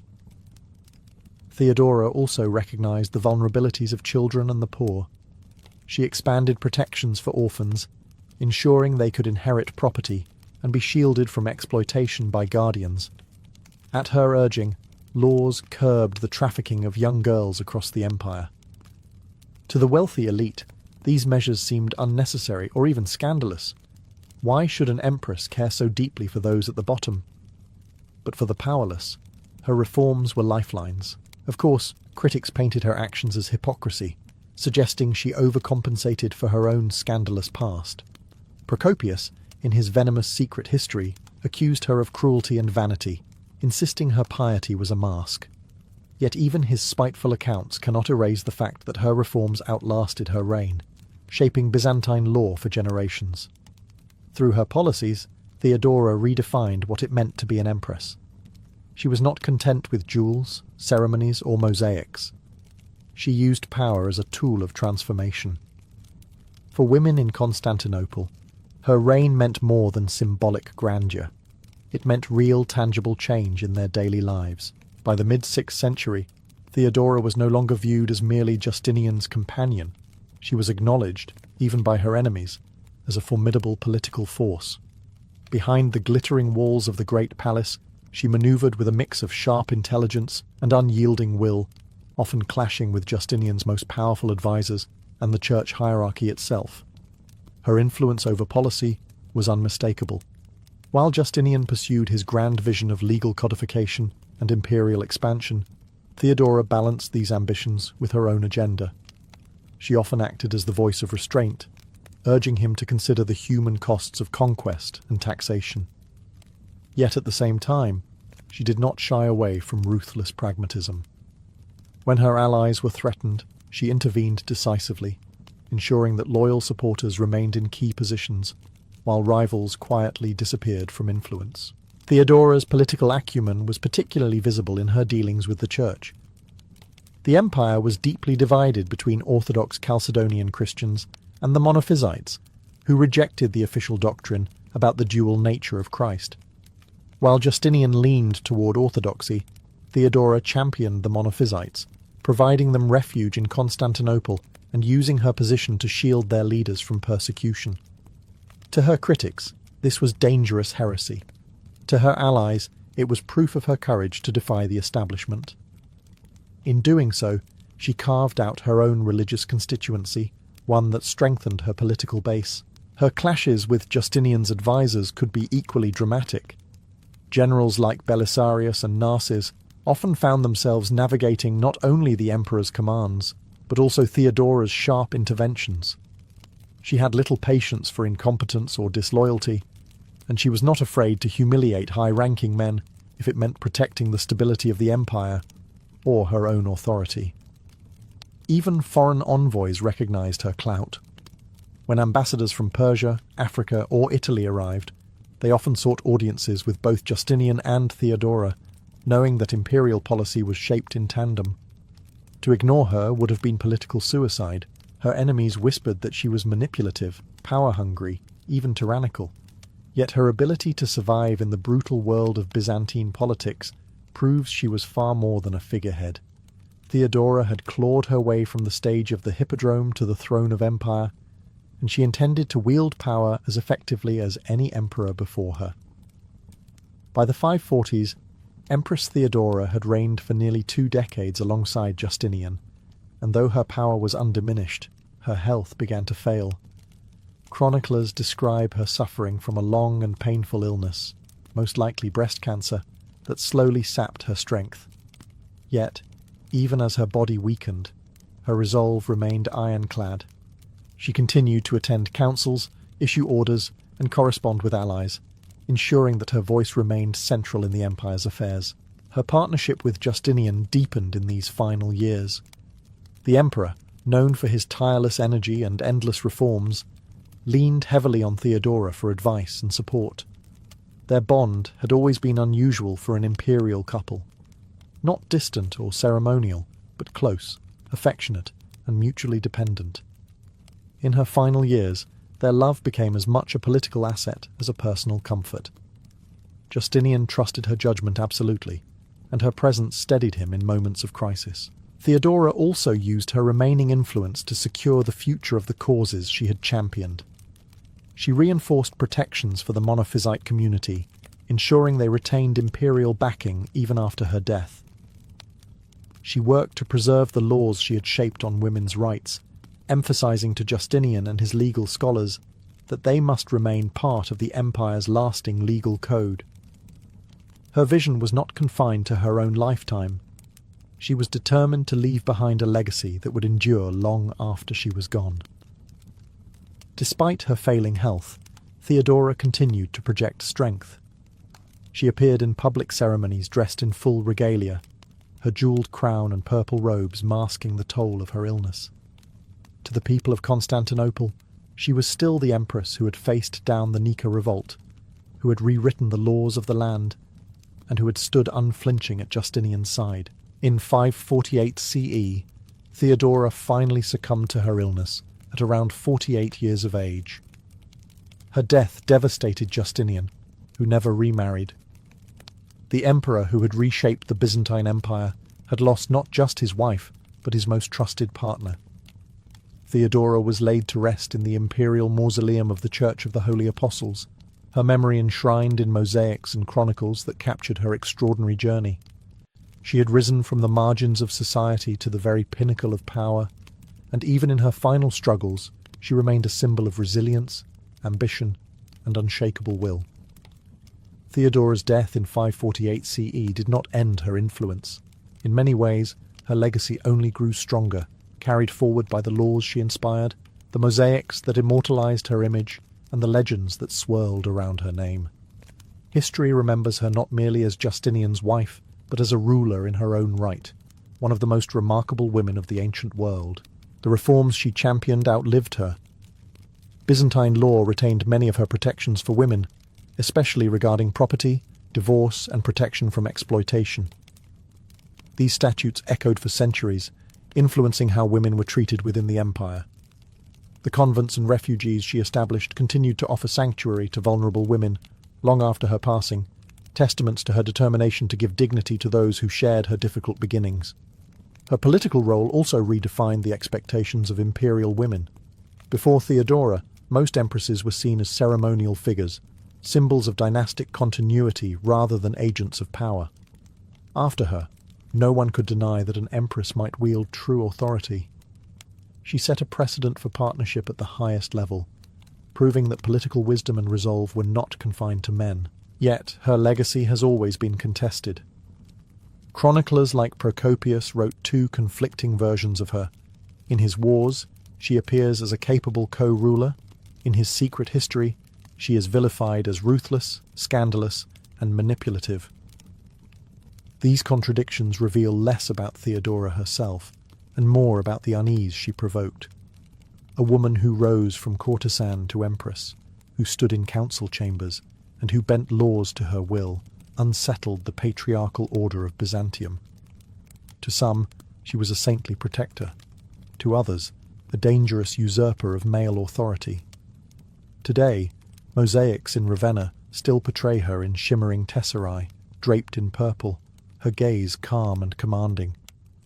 They remind us of the woman who defied every expectation, rewriting her fate with iron determination.